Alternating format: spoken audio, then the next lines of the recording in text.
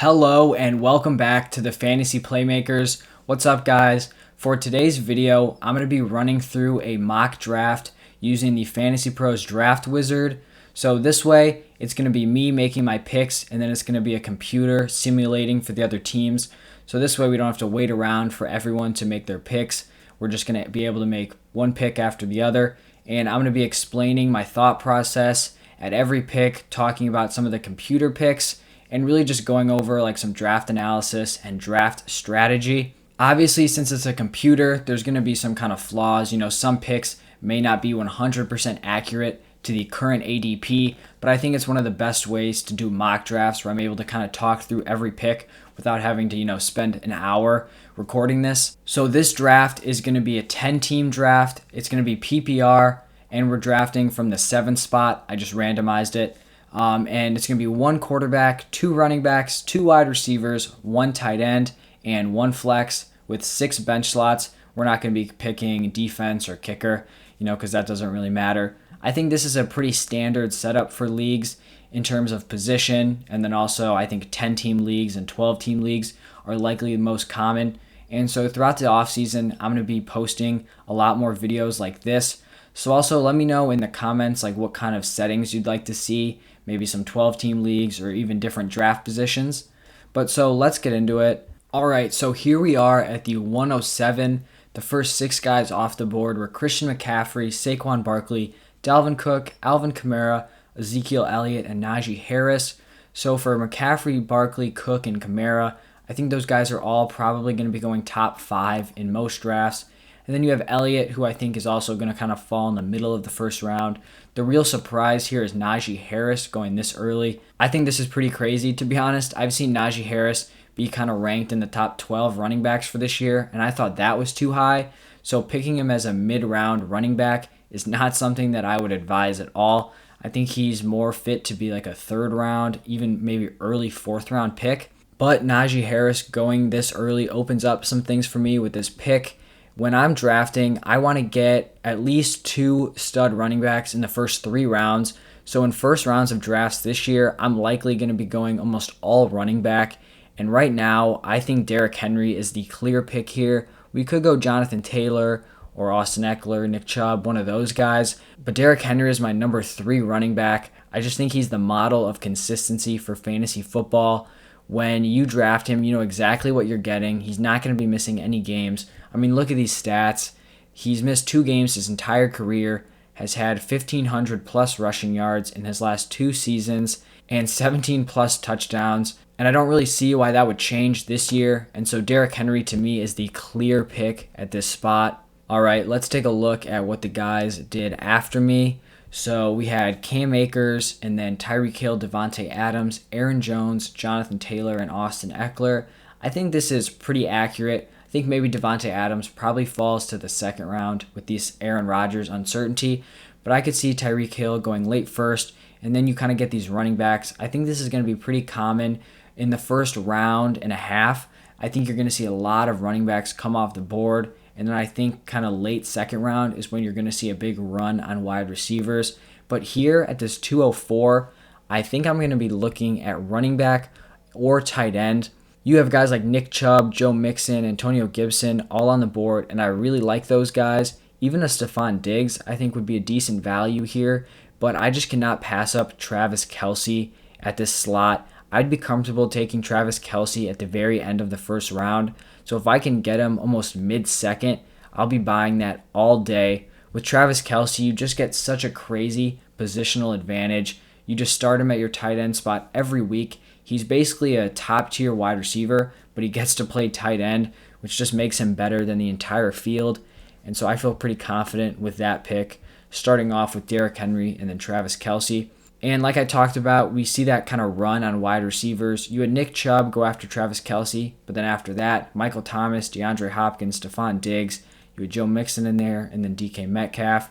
And we also saw another tight end and the first quarterback selected, with George Kittle going early 3rd and Patrick Mahomes going at the 303. And so with this pick, we could go in a couple different directions. I think we could go running back again, or we could also go wide receiver if we like one of the guys on the board. I'm not a guy who wants to go quarterback this early in the draft. I think there's some value later. If a Josh Allen or a Kyler Murray falls into the maybe 5th round, then I may pull the trigger there, but I'm not trying to take a 3rd round quarterback. I think here, the guy I would be targeting would either be Antonio Gibson or Keenan Allen. I think those are the top options at running back and wide receiver. And with this pick, I think I'm going to go running back again. I just really like to get those workhorse running backs in my lineup. And I think Antonio Gibson kind of caps off a really solid running back core. So that's where we're going to go with this selection. Let's take a look at the other picks that were made. So we saw DeAndre Swift go after, then Darren Waller. I actually kind of like this spot for Darren Waller. If I didn't have a tight end, I'd be thinking about taking him late 3rd round. And then we had some wide receivers come off again. Allen Robinson, Terry McLaurin, Keenan Allen. Then kind of a big shocker, Noah Fant. There is no way that Noah Fant should be going this high in drafts.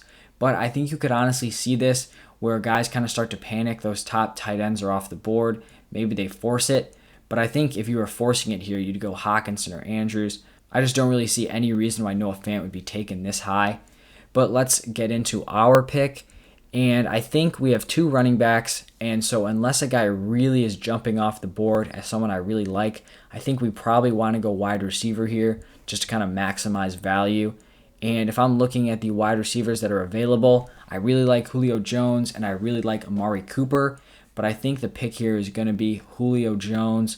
I think people are just way undervaluing him because of an injury-riddled 2020 season. And I think Julio Jones is honestly just going to go out and shut a lot of people up this year. I mean, look at the consistency this man has had over his entire career.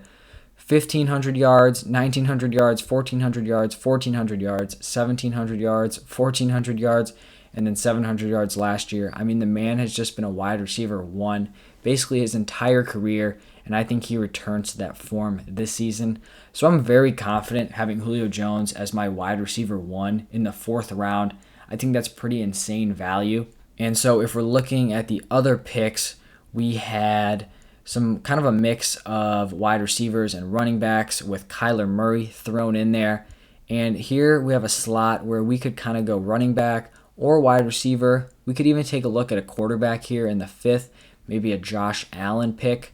But if I'm looking at the guys available, I'm not a huge fan of this wide receiver group we have here. I do like Cooper Kupp and I do like CeeDee Lamb kind of at this range, but I think the obvious pick here is going to be Chris Carson to go in the flex spot.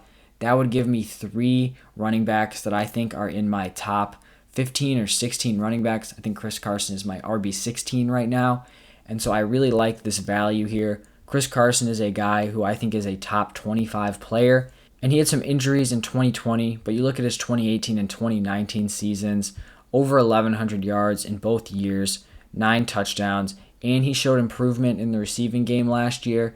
And so I think Chris Carson's going to return to a high-end running back 2. And to get him in the 5th round, I think is definitely a value. All right, now we're in the 6th round, and we had some receivers, some quarterbacks come off the board. Mark Andrews came off the board. And so here, I think we're looking probably at a wide receiver, maybe a quarterback, if it's some solid value. But I don't know if I'm feeling Dak Prescott at this position. I'm a big fan of Dak Prescott this year, but I just think coming off that ankle injury, I'm not going to try to spend a ton of draft capital on him. And so if we're looking at wide receivers, we have Adam Thielen and Kenny Golladay. And I think this is honestly kind of a tough decision. I think people are really kind of undervaluing Adam Thielen this year. He had a really touchdown-dependent 2020 season, but still put up almost 1,000 yards. So even if he scores maybe 9 touchdowns, I think he still has a really solid season. And the other guy is Kenny Golladay, who switched teams. He's now on the Giants, and it's just kind of unclear how heavily involved he's going to be in that offense. But I think I'm going to take a shot here on Kenny Golladay. He's proven that when he's kind of given that alpha workload, as you see in 2018 and 2019, he's an 1,000-yard receiver. He's a red zone threat, a deep ball guy, can make those big plays. And so I'm going to take a shot here with him as my wide receiver 2. All right, let's see what happened in round 6 and 7. We had guys like Hawkinson go off the board. I kind of like Hawkinson at this value. I think he's going to have a pretty solid year as the top weapon for the Lions. Then a mix of quarterbacks and wide receivers. This is kind of the dead zone for running backs, so I'm kind of glad I got Chris Carson there in the 5th round. You had Russell Wilson come off the board. I don't know if I like him that high. I think I'd rather have a guy like Justin Herbert. But here we are up, and Justin Herbert is on the board, so that's a pick I actually may consider. Let's take a look at the guys who are picking ahead of me. So 2 of them have quarterbacks, and 1 of them does not. So I'm not sure if Justin Herbert would fall to me. I think this Lamb to the Slaughter team may go Justin Herbert with their 708 or their 803. But, I think I'm just going to wait. I don't think I'm going to go Justin Herbert with this pick. We could go running back or we could go wide receiver since we have all our starting spots filled up. And I'm not a huge fan of the receivers we have in this range. You got Juju, T. Higgins, DJ Chark. I do like Robbie Anderson. I just don't think Juju has much of a ceiling this year with Deontay Johnson and Claypool there. And then T. Higgins, I'm worried that Jamar Chase is going to heavily cut into his workload. I think he's still going to be a successful receiver, but I don't think he has that alpha potential that he did before the draft. Then DJ Chark, they brought in Marvin Jones, so I'm not sure how I'm feeling about that. I think I might go with Myles Gaskin here. There's obviously the risk that he doesn't have draft capital with him. He wasn't a top round pick, and so he could be easily replaceable. But the Dolphins didn't really go out and bring in anyone who's going to directly compete with him. They didn't spend high draft capital on anyone. And so if Myles Gaskin is my running back 4, I think he has a lot of potential at that spot. So I'm going to be going with him here. All right, and now let's see if Justin Herbert came off the board. So yeah, he went off the board here right after my pick actually. And then we saw a little bit of a run at running back. Travis Etienne, Mike Davis, Chase Edmonds, and Melvin Gordon. I like that Mike Davis pick. Not a big fan of the Etienne, Edmonds, or Gordon. I think here you're in that dead zone again. So really the only guys I kind of like in this range are going to be Gaskin and Mike Davis. I think they have the kind of best opportunity to just be the workhorse in their backfields. But so now we have a lot of flexibility again. We could go quarterback, but I don't think any of these guys are kind of a value at this spot. And so this is actually kind of an interesting spot to be picking. The receivers didn't really change much since it was kind of a run on running backs. So I'm still not a fan of Juju. T. Higgins, potentially. Robbie Anderson, maybe. I feel like it's kind of just how safe you want to be with this pick. And so I kind of took a risk with Kenny Golladay. And so I think I may go with the safer guy in Robbie Anderson here. I do still think T. Higgins has some potential. And it's not a guarantee that Jamar Chase comes in and takes over as the alpha. But I'm just going to go with Robbie Anderson. I think he's pretty safe. And I think he's going to improve on his 2020. Even though they brought in Terrace Marshall, they got rid of Curtis Samuel, who I think took up a lot of work in that offense. And I really think with Sam Darnold, this offense can only go higher or stay the same. It can't really get much worse than with Teddy Bridgewater. So he's the guy that I'm going to go with here to fill out my 3rd wide receiver position. All right, and then after this, there was a mix of running backs and receivers that came off the board. And see, this is why I like to go running back early, because I don't want to be picking guys like Kenyon Drake, Javonte Williams, Zach Moss, kind of in that mid-round range. I'd much rather get my guys and kind of get out and then be able to look for value at the receiver position. So I'm feeling really confident with my running backs. I may only need to take 1 or 2 more in the draft to feel pretty good. And so I could go quarterback here with this pick, but if I'm looking at the teams around me, all 3 of the guys ahead of me have quarterbacks, so I don't think they're going to be going quarterbacks with their next 2 picks. So I think I can wait and take it at this 10:04 slot. So that's just an important thing to know. You got to be able to read your opponent's draft boards to kind of predict their picks. And so this way I'm able to not kind of waste a pick on a quarterback when I think I can get them in the next round. And so right now I have 3 wide receivers and I have 4 running backs. So I could really go either way. I think here I'm going to be looking at 2 guys. It's either going to be Damian Harris as a running back or maybe 2 different wide receivers. We could go Brandon Cooks or we could go Curtis Samuel. This is kind of a tough call because if I go quarterback in the next round, then I'm kind of leaving one of these guys that I think is definitely going to get taken. Hypothetically, I could wait to go quarterback, because if we're looking at this draft board, if it's a 10-team league, only me and this one other team don't have a quarterback. So I could just let them take Jalen Hurts or Tom Brady, and I'd feel pretty confident in either one of those guys. So I think here I'm going to go with Curtis Samuel at wide receiver and then hope that Damian Harris falls to me in the next round. We kind of lucked out here because they went 4 running backs. So David Johnson, Ronald Jones, James Conner, Leonard Fournette, and they jumped right over Damian Harris. And so that's the guy that I'm going to be picking here. I think it's not very often you're going to get a running back who has a chance to take over his backfield this late in the draft. And, he's kind of proven that he can do that. And if Cam Newton is not the starter, I think Damian Harris has a lot of upside because you saw last year he was getting the rushing yards, but he really was not getting the touchdowns. You see here only 2 touchdowns last year, and it's because Cam Newton was just a vulture with the goal line carries. So I think if Mac Jones takes over as a starter, Damian Harris has a lot of potential this year. And he's a guy that I think could honestly cap my running back room with 5 guys that I feel really confident in, and I think could start in my lineup on a weekly basis. All right, so we see that Jalen Hurts came off the board here in the 10th round, and then we had some tight ends come off the board. Honestly surprised Kyle Pitts fell this far. I think he's going to go a lot earlier in drafts. And then we had a run on kind of these subpar running backs. Trey Sermon, Naheem Hines, Tariq Cohen, Devin Singletary, Jamal Williams, and Tony Pollard. Honestly, don't mind the Trey Sermon and Devin Singletary picks. I think they have a chance to lead their backfield, but I'm just not going to try to take swings on guys like Naheem Hines and Tariq Cohen, who at best are like pass-catching backs. Even if their starters go down, I don't think they're going to get the rushing workload. And so here I think is the slot where we finally go quarterback.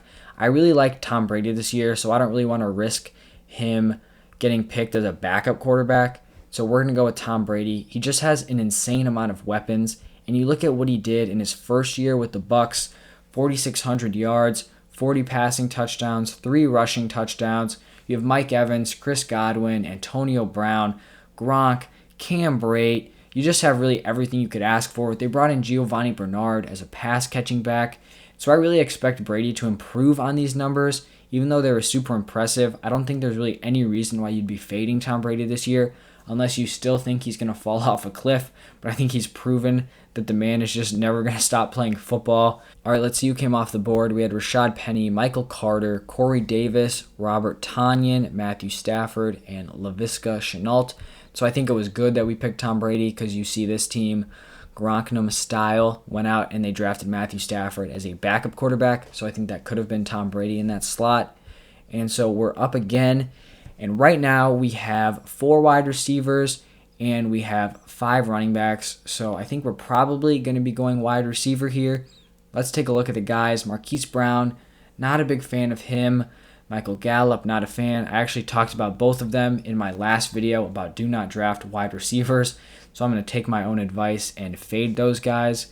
I do not hate Michael Pittman this year, but I just would have liked to see more from him in his rookie year. I actually think the guy I'm going to go with here is Marvin Jones Jr.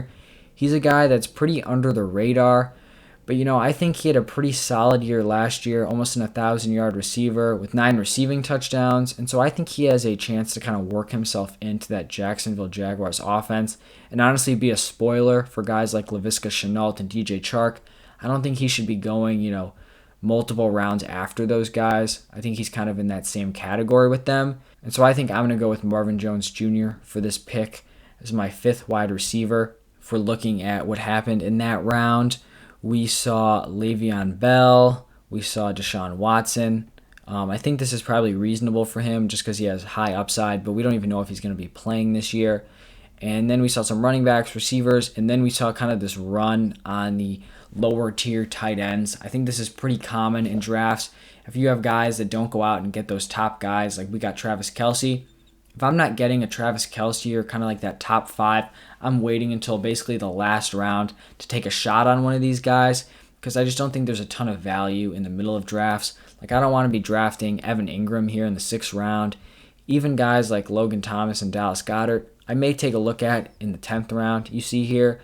But it's always kind of a crapshoot with these tight ends. So I'd rather maximize my value at other positions. But so we're on the clock for our last pick. And we got a pretty balanced team so far. I don't think we need to get another quarterback. We've got solid running backs. We've got 5 of them that I feel confident in. And then we also have 5 wide receivers. And I would say that I probably want to go wide receiver here just because I'm looking at these running backs. And really the only guy that interests me here is probably a Phillip Lindsay. I don't want like a guys that I think are going to be locked in as backups. If you're picking late in drafts, you don't want to be going for guys that are going to be like career handcuffs. So like James White, when are you ever going to be confident starting James White or Darrell Henderson? I mean, even if Cam Akers gets injured, I feel like, it's probably going to be a split with the backups. So Phillip Lindsay is really the only guy I'd be considering here because I think he has a chance at taking over that Houston backfield. And if we're looking at wide receivers, you've got kind of the same guys, Marquise Brown, Michael Gallup. Do not hate T.Y. Hilton, Cole Beasley, or Darnell Mooney. I think those are solid options. If I'm looking lower on this list, I honestly am thinking about if Rashad Bateman is still here. Yes, he is here at number 74. I think he should be ranked much higher than that. But I think the pick is between Rashad Bateman and Phillip Lindsay. And I'm going to go with Rashad Bateman just because I think he has some value and potential to be the alpha wide receiver on that Ravens offense. They've proven that it's not Marquise Brown. And so I think Rashad Bateman has a real opportunity to take over. And here you see we have our final roster. I wouldn't really care about the grade. They just kind of graded on their rankings. So if you picked their best player available, you'd get the highest grade. But so let's just take a look at our team. We've got Tom Brady at quarterback, Derrick Henry and Antonio Gibson at my running back slots, Julio Jones and Kenny Golladay at wide receiver, Travis Kelce at tight end, Chris Carson as the flex, Myles Gaskin, Robbie Anderson, Curtis Samuel, Damian Harris, Marvin Jones Jr., and Rashad Bateman fill out the bench. And I'm feeling really confident about this team. I think we have a solid quarterback. He's going to finish as a QB1. I really like our running back core. Derrick Henry, Antonio Gibson, and Chris Carson are 3 guys that I think are easily going to be top-tier running back 2s. And then with Myles Gaskin and Damian Harris as depth, I really like that position. I think if you were to say we had a weakness, it would probably be top-end wide receivers. I do feel confident in Julio Jones as a wide receiver 1, but Kenny Golladay is probably a lower-end wide receiver 2. But then we have Robbie Anderson, Curtis Samuel, Marvin Jones Jr., and Rashad Bateman. I think those are solid options. We have kind of a solid play in Marvin Jones Jr. and Robbie Anderson and some more higher upside plays with Curtis Samuel and Rashad Bateman. And then tight end, this is where you see the huge difference on this team.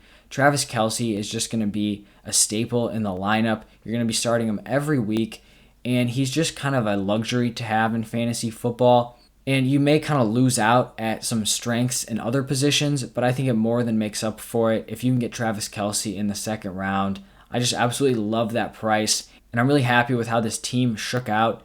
I'm going to do a lot more of these throughout the offseason. And like I mentioned earlier, comment down below different types of kind of formats you'd like to see me mock draft. And also let me know what you think about this team.